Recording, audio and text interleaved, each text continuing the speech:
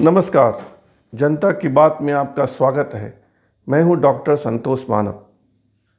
बिहार में विधायक, बिहार के एमएलसी, 5 बार के सांसद, केंद्र में अनेक बार मंत्री, समाजवादी नेता कर्पूरी ठाकुर के अनन्य सहयोगी और खुद भी बड़े समाजवादी नेता रघुवंश प्रसाद सिंह जी, डॉक्टर रघुवंश प्रसाद सिंह का आज निधन हो गया।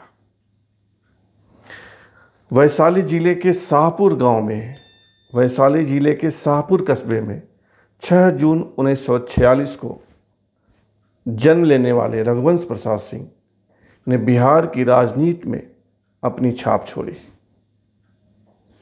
उनका ननिहाल यानी नानी घर समस्तीपुर जिले के पितौंझिया गांव में था, जहां के रहने वाले कर्पूरी ठाकुर थे। रघुवंश बाबू अब इस दुनिया में नहीं हैं, लेकिन उन्हें याद किया जाएगा। आखिर उन्हें क्यों याद करना चाहिए, इस पर हम चर्चा करते हैं। उन्हें याद करना चाहिए उनकी ईमानदारी के लिए। इतना बड़ा नेता, 5 बार का सांसद, अनेक बार मंत्री, राज्य में भी केंद्र में भी, लगातार विधायक ना रहे तो MLC, member of legislative council, और एकदम साधारण जीवन, खान पान साधारण, रहन सहन साधारण, घर भी वैसा ही साधारण। बिहार के एक नेता शिवानंद तिवारी ने आज लिखा है कि उनकी ईमानदारी प्रश्न से परे है। उनकी ईमानदारी पर कोई उंगली नहीं उठा सकता। इसलिए रघुवंश बाबू को याद करना चाहिए उनकी ईमानदारी के लिए। उन्हें याद करना चाहिए मनरेगा के लिए। जब वे केंद्र में मंत्री थे तब मनरेगा की योजना बनी, मनरेगा लागू हुआ, और आज वही मनरेगा लाखों लाख कामगारों के लिए भरण पोषण का साधन है। इसलिए रघुवंश प्रसाद सिंह को याद करना चाहिए मनरेगा के लिए। रघुवंश प्रसाद सिंह को याद करना चाहिए दलीय निष्ठा के लिए। 1999 में लालू प्रसाद यादव चुनाव हार गए थे। राजद संसदीय दल के नेता थे रघुवंश प्रसाद सिंह,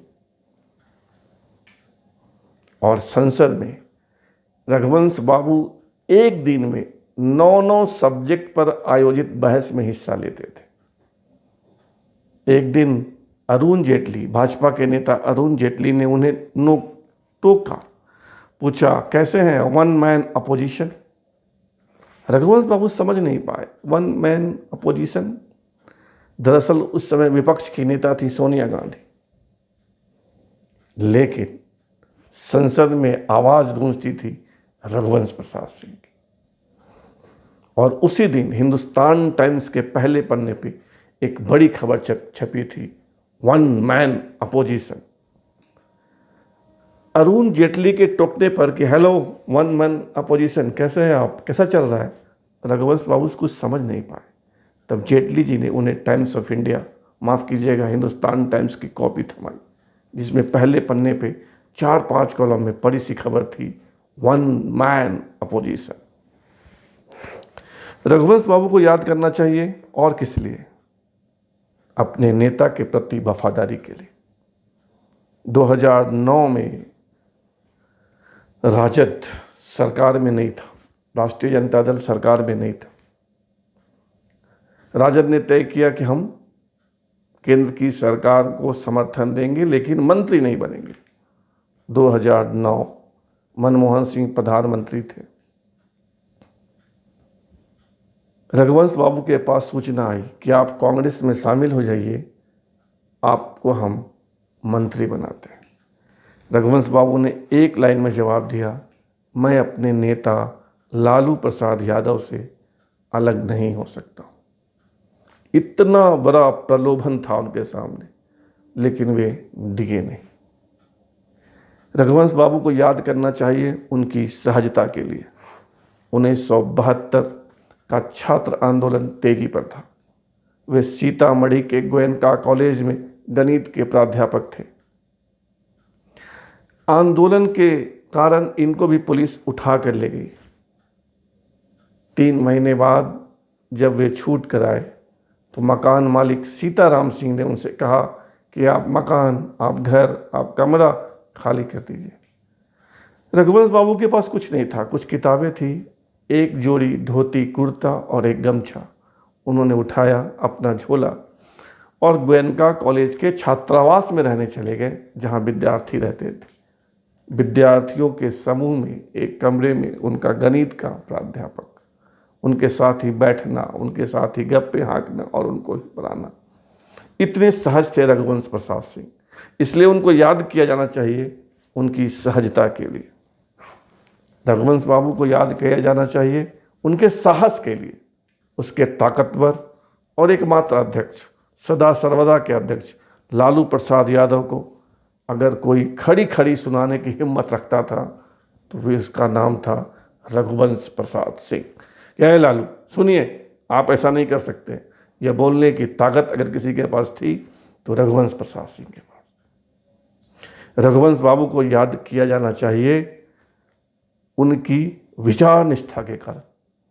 वे समाजवादी थे, समाजवादी पैदा हुए और मरे तब भी समाजवादी, इस दुनिया को छोड़ गए तब भी समाजवादी।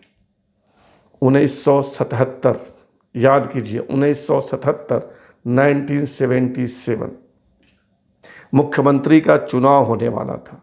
विधायक अपने नेता को चुनने वाले थे। कई पार्टियों को मिलाकर पार्टी बनी थी जनता पार्टी, लोक दल, कांग्रेस, और भी कई दल मिलकर, कई दल मिलाकर एक दल बना था। कई दलों के समूह को मिलाकर एक पार्टी बनी जिसका नाम था जनता पार्टी। जनता पार्टी का मुख्यमंत्री कौन होगा बिहार में, नेता कौन होगा? 2 उम्मीदवार थे, कर्पूरी ठाकुर और सत्येंद्र नारायण सिंह। सत्येंद्र नारायण सिंह कांग्रेस ओ के जरिए जनता पार्टी में आए थे और कर्पूरी ठाकुर लोक दल होते हुए जनता पार्टी में आए थे। 2 उम्मीदवार, मुख्यमंत्री पद का पद 1 और उम्मीदवार 2। बिहार में 2 उम्मीदवार, और उस 214 विधायकों में, जनता पार्टी के विधायकों में, यानी सत्येंद्र नारायण सिंह जिस जाति से थे उस जाति के, उस 34 विधायकों में 17 विधायकों ने सत्येंद्र नारायण सिंह का समर्थन नहीं किया, कर्पूरी ठाकुर का समर्थन किया। और उसमें एक व्यक्ति का नाम था रघुवंश प्रसाद सिंह। इसलिए रघुवंश प्रसाद सिंह को उनकी विचार निष्ठा के कारण भी याद किया जाना चाहिए। उनको याद करने के ढेर सारे कारण हैं और वे याद किए जाएंगे कम से कम बिहार में कई 100 साल तक। जनता की बात में आज इतना ही। धन्यवाद, बहुत बहुत धन्यवाद, बहुत बहुत धन्यवाद।